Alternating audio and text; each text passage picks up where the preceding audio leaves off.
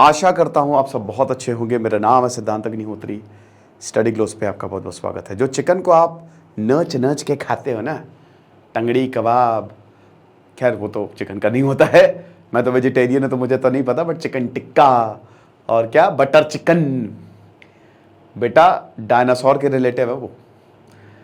T-Rex कहाँ इसमें है? टीरेक्स नहीं, इसमें तो नहीं है। देखा होगा आपने जुरासिक पार्क में, वही खतरनाक डायनासोर, हीरो एक तरीके से जुरासिक पार्क का क्लोजेस्ट रिलेटिव चिकन है। मुर्गियां एकदम वैसे ही दिखता था।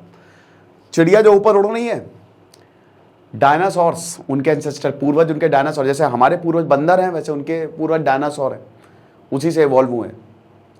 तो आज हम बात करेंगे जब हजारों सालों तक बारिश हुई, लाखों सालों तक बारिश हुई और डायनासोर खत्म हुए।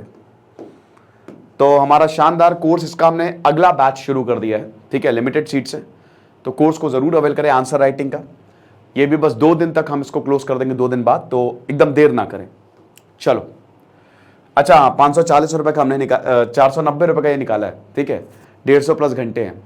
और जो बच्चे पहले बैच में है वो पगला चुके हैं ऑलरेडी कि सर इतनी शानदार क्वालिटी कैसे दे सकते हो। SDM निश्चित सर, वेरोनिका मैम, सब के सब, एवरीवन।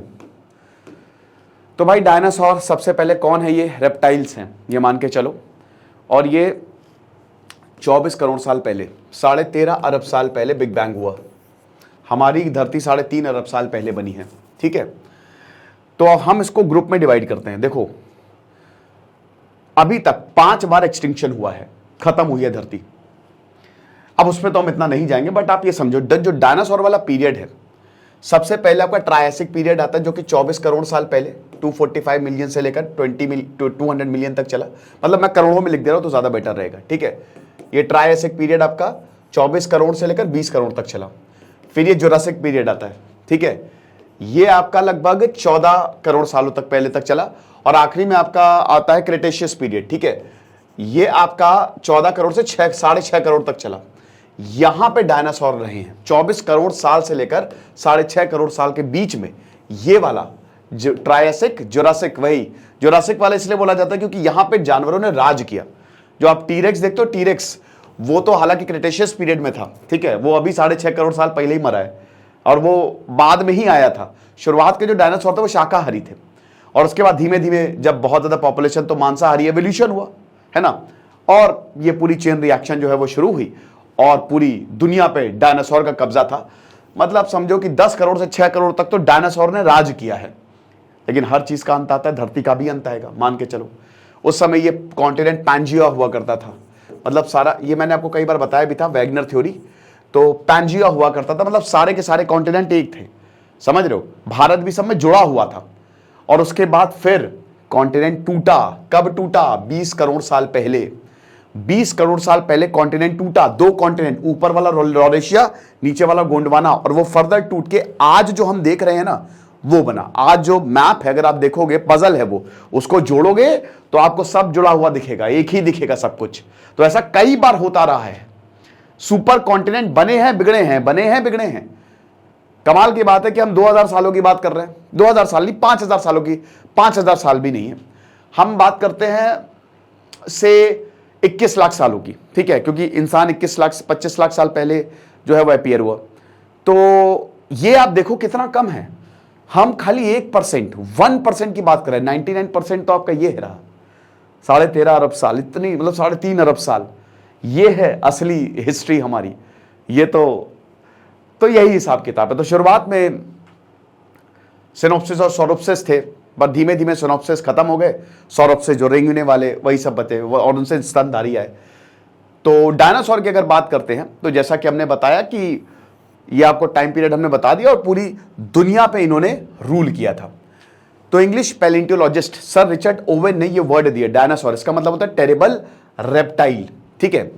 तो ये आप देख सकते हैं। अभी तो वैसे आपको बता दूं कि डायनासोर की स्टडी होती है, मतलब जो पैलियोंटोलॉजिस्ट है, हड्डी हड्डी लेकर सब बनाते रहते हैं।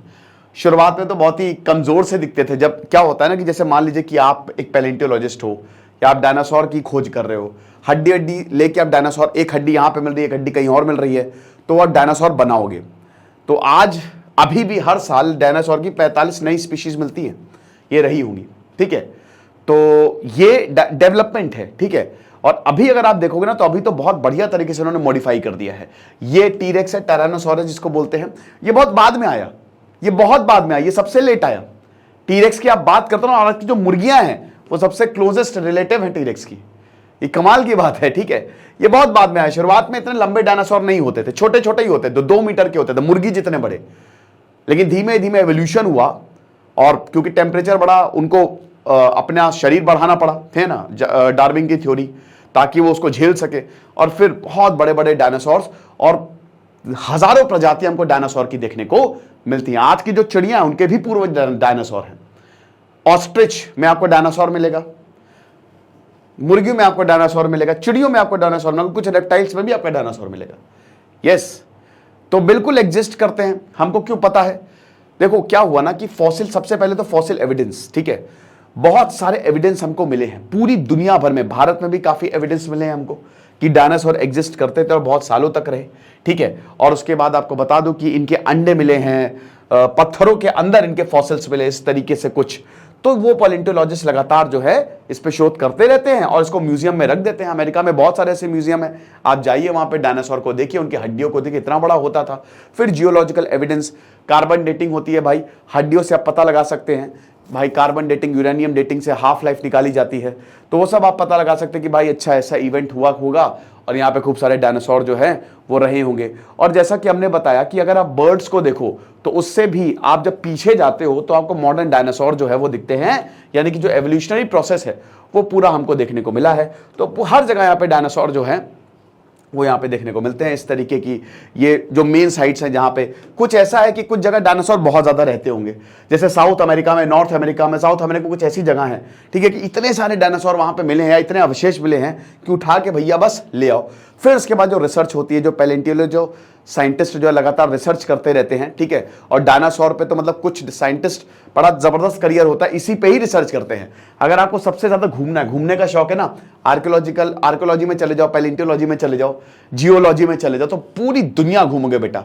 किसी स्पीशी को पकड़ लो, पर्टिकुलर स्पीशी को जो पूरी दुनिया में पाई जाती हो, ठीक है। डायनासोर मान लो, अगर आप डायनासोर की स्टडी करते हो, आप साइंटिस्ट बन गए, तो पूरी दुनिया घूमोगे। अरे यार उसकी हड्डी वहां मिली, अरे उसकी हड्डी वहां मिली, चलो चलो सरकार फंड करिए जाओ, ठीक है। तो ये चीज है। उसके बाद बहुत सारी स्पीशीज देखने को मिलती है, साइज, शेप, कुछ छोटे, कुछ बड़े, कुछ मीडियम साइज। वेलोसिराप्टर्स जो बोला जाता है भाई, बड़े इंटेलिजेंट, इंसानों से भी दिमाग उनका तेज होता था भाई। देखो जुरासिक पार्क मूवी बना बना के। फिर सबसे पहले तो शाकाहारी, शुरुआत में जो डायनासोर थे ना वो शाकाहारी ही थे, ठीक है ना। सौरोपॉड्स जिनको बोला जाता था, और सौरोप्सिस के ही ये वंशज। तो इनकी बहुत बड़ी नेक होती थी, लॉन्ग टेल होती थी, बहुत बड़े होते थे। फिर ये इधर एकदम आते थे थेरोपॉड, ठीक है। देखो ये जो है वो पेड़ पौधे पे, अच्छा घास भी अभी उगना शुरू हुई है। आपको जान के हैरानी होगी, बस घास भी 7 करोड़ साल पहले उगना शुरू हुई है। उससे पहले घास नहीं, खाली पेड़ पौधे हुआ करते थे, घास थी ही नहीं, ठीक है। तो ये आपको जो दिख रहा है, ये भाई किसको खाते थे? पेड़ पौधों को खाते थे। ये हर्बीवोर किसको खाएंगे? पेड़ पौधों को। और कार्निवोर इनको खाएंगे। तो ये थेरोपॉड्स, ये मीट ईटर्स होते थे। स्टेगोसॉरस स्लो होते थे, छोटे होते थे, स्पाइक्स होती थी।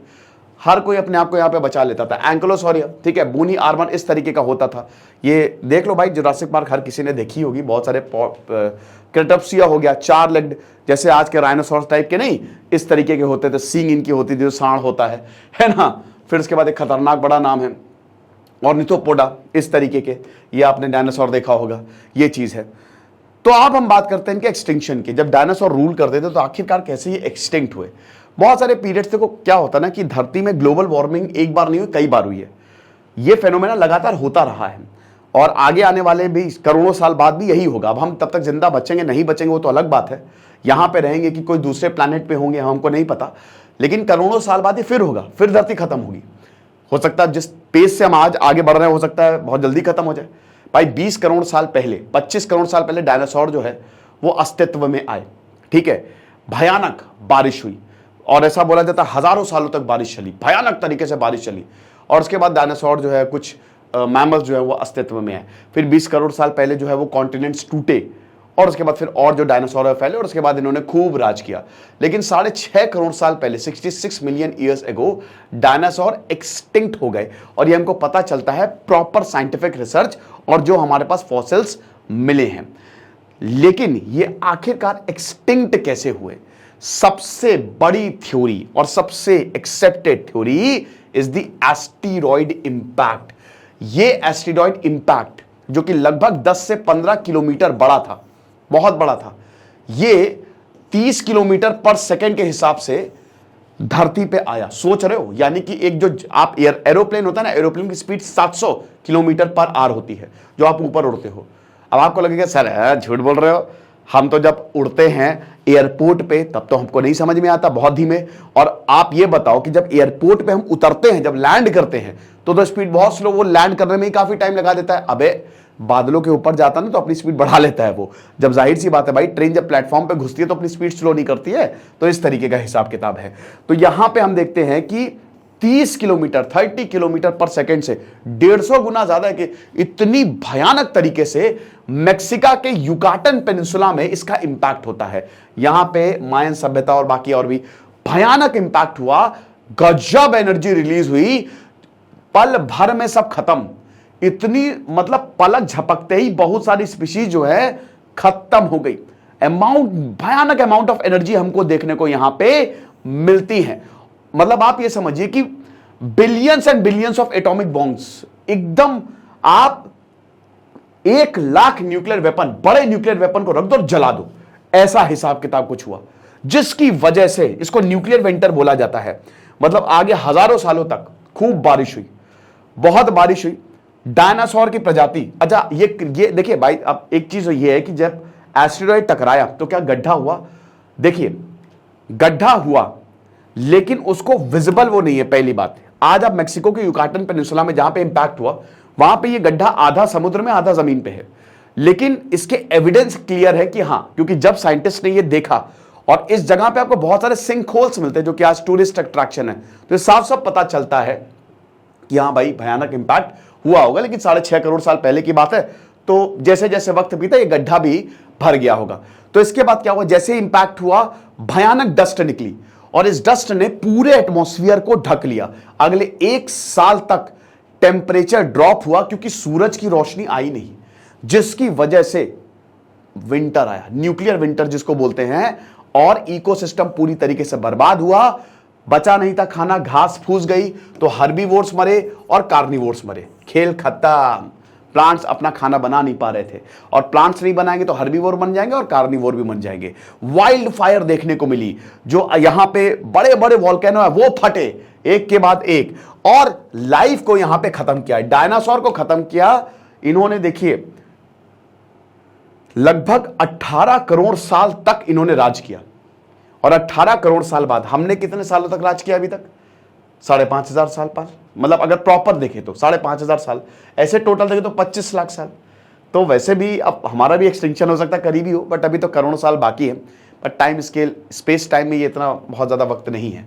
तो ये मास एक्सटिंक्शन इवेंट हमको देखने को मिलता है, ठीक है ना। तो सनलाइट थी नहीं, टेम्परेचर एकदम कम, वाइल्ड फायर खतरनाक, और हर जगह ही वॉल्केनो ही वॉल्केनो आपको देखने को मिलेंगे, जिसको क्रेटेशियस एक्सटिंक्शन इवेंट, क्योंकि क्रेटेशियस पीरियड चल रहा है, इसको बोला जाता है। और ऐसा कई तकरीबन 5 बार हुआ है, 5 या 6 बार, एक बार थोड़ा सा चेक कर लीजिएगा। तो साइज बहुत बड़ी थी। डायनासोर जो थे वो इस ड्रास्टिक इन्वायरमेंटल चेंज के, they were not immune to this. आपको बता दूं कि डायनासोर वार्म ब्लडेड थे। जब डायनासोर शुरुआत में बनना शुरू हुए तो भी टेम्परेचर बहुत ठंडा था, लेकिन इन्होंने अपने आप को अडॉप्ट कर लिया, ठीक है। तो हम भी वार्म ब्लडेड है ना, कोल्ड ब्लडेड नहीं है, हम वार्म ब्लडेड हैं, ठीक है। तो ये वार्म ब्लडेड थे, और ये इस इन्वायरमेंटल चेंज को नहीं बचा पाए, ये नहीं, you know, they could not able to tolerate this, और उसके बाद खेल खत्म हो गया, नहीं सरवाइव कर पाए, फूड था नहीं। अब इसका मतलब ये नहीं कि सारे डायनासोर चले गए, कुछ बचे रहे, कुछ। अब उन्होंने सरवाइव करने के लिए अपने आप को छोटा किया, जैसे लेजर्ड्स बच गई थी, रेप्टाइल्स बच गए थे, क्योंकि ये सब क्या है, स्कैवेंजर हैं। जैसे अब अगर आप जैसे कि अगर मैं बोल दूं कि लाशें बिछा दो सारे जानवरों की, तो सबसे ज्यादा किसको फायदा होगा? सबसे ज्यादा फायदा होगा वल्चर्स को, क्योंकि वो वही डेड खाएंगी, हाइनास को वही डेड खाएंगे, है ना। तो जो स्कैवेंजर्स हैं उनको तो फायदा हुआ, तो इसमें बहुत सारी चिड़ियां थी, रेप्टाइल्स थे, मैमल्स भी कुछ थे, वो बचे रह गए। कुछ जानवर जो है वो एकदम घुस गए धरती के अंदर, कि भाई चलो आज भी अगर न्यूक्लियर बॉम्ब कहते हैं ना कि बंकर्स बनाओ, बंकर्स में अंदर चले जाओगे धरती के तो टेंशन की बात नहीं है। तो ये हिसाब किताब देखने को मिलता है। एक छोटा सा लेक्चर था, आई होप आपको पसंद आया होगा। बाकी आप हमारे आंसर राइटिंग कोर्स को जरूर अवेल करें। Thank you so much.